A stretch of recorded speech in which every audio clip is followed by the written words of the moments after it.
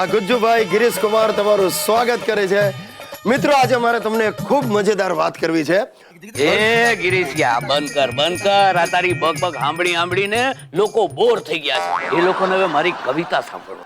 ખબરદાર, આ બધા સંસ્કારી કુટુંબો છે, એમને તમારી સસ્તી કવિતાઓમાં રસ નથી. ખબરદાર કે બોલ્યા છો? તારા બાપને ના પાડે છે. તું નાનો હતો ને ત્યારે તારા કર્કશ ભેકડા મેં સહન કર્યા હતા, ભૂલી ગયા?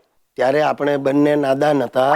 હવે હું સમજુ થઈ ગયો છું. ચૂપ રે ડોબા, તું મારી આ ફિલોસોફિકલ કવિતા સાંભળીશ ને તો તારું જીવન સુધરી જશે. અરે તંબુરો ફિલોસોફિકલ નબળી કવિતાઓ લખીને માજીઓને પટાવો છો. તું તારા બાપની હવે ઇજ્જત કાઢવાનું રહેવા દે.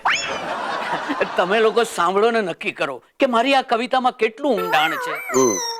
તમારી હવેલીનો હું ઓટલો છું, તમે કેરી હાફૂસની ને હું ગોટલો છું. કેવી લાગી? અરે લાગી નહીં, લમણે વાગી. આવી કવિતાઓ સાંભળીને ગુજરાતના બધા કવિઓ આપઘાત કરશે. એટલે તો લખી છે, એકવાર બધા ગુજરાતી કવિઓ ગુજરી જાય પછી આ શિરીષચંદ્ર સર્વશ્રેષ્ઠ. તમારા શયનગૃહનો હું ખાટલો છું, તમારા શયનગૃહનો હું ખાટલો છું, તમે છો પથારી. અરે બસ કરો, મારી પથારી ફેરવી નાખશો. ચૂપ થઈ જાઓ તમે. શું માંડ્યું છે પોતાની સામે તમે?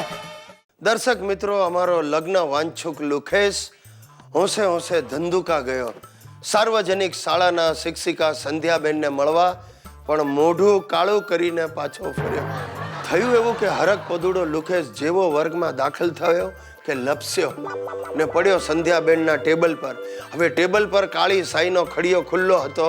એ ઉછળ્યો અને સાઈ પડી લુખેશના મોઢા પર. મોઢું કાળું થઈ ગયું. વર્ગના છોકરાઓ બધા ચીચિયારી પાડવા માંડ્યા, ગોરીલો ગોરીલો. સંધ્યાબેન ડઘાઈ ગયા. રાક્ષસ જેવા લુખેશને જોઈને એમણે પ્રતિજ્ઞા લીધી કે હું આ જીવન કુંવારી રહીશ. અને અમારો લુખેશ ભગ્ન હૃદયે પાછો ફર્યો. તેરી ગલીઓ મેં ના રખેંગે કદમ આજ કે બાદ. નહીં લુખેશ, નહીં. જો મારા સમચે ચૂપ થઈ જાય, એકદમ સારું લાગે. આ નહીં કરવાનું આવું. ધંધુકા ગયું તો ભલે ગયું, આપણે હિંમતનગર જઈશું.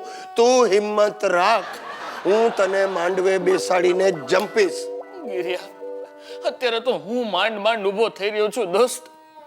આ સંધ્યા વહી ગઈ ને જીવનમાં કાળી અંધારી રાત પાછી આવી ગઈ હોય એવું એવું લાગે. નહીં, વિચાર, થિંક પોઝિટિવ. મેં એક મહિલા શ્રમમાં વાત કરી છે, તારે લાયક પાત્ર મળશે કે તરત એ લોકો મને ફોન કરશે. નહીં દોસ્ત, મેં આશા ગુમાવી દીધી છે. એટલે આશા નામની છોકરીએ પણ ના પાડી? પરણવાની આશા ગુમાવી દીધી છે. હા હા, પરણવાની. એવું નથી ભાઈ, એવું નથી. મેં આજુબાજુના ગામડાઓમાં પણ વાત ચલાવી છે.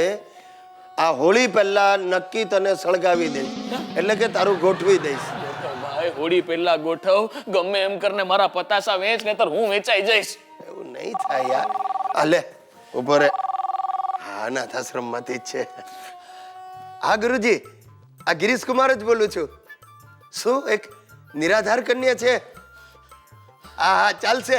અમારો લુખેશ એને આધાર આપશે. હા, ખમતીધર જોઈએ. આ તો છે ને, અમારો લુખેશ ખમતીધર જ છે. 100 કિલો વજન ખમી શકે એવો ખમતીધર. ગિરિયા, એને કે 125 કિલો ખમી શકે એટલો ખમતીધર છું. હા હા, કર કંકુના કર. ઓકે ગુરુજી, ડન. કરો કંકુના. તમે નહીં, લુખેશ માટે. અમે હમણાં જ આવીએ છીએ. હા. હે ભાઈ લુખેશ, તારા નસીબમાં જે છે તે આ છે. તે નમણી નેનોના સપના જોયા હતા, પણ તારા નસીબમાં ટાટા સુમો છે. ચાલશે ગિરિયા, ચાલશે. હવે તો કરેંગે યા મરેંગે. મરશે.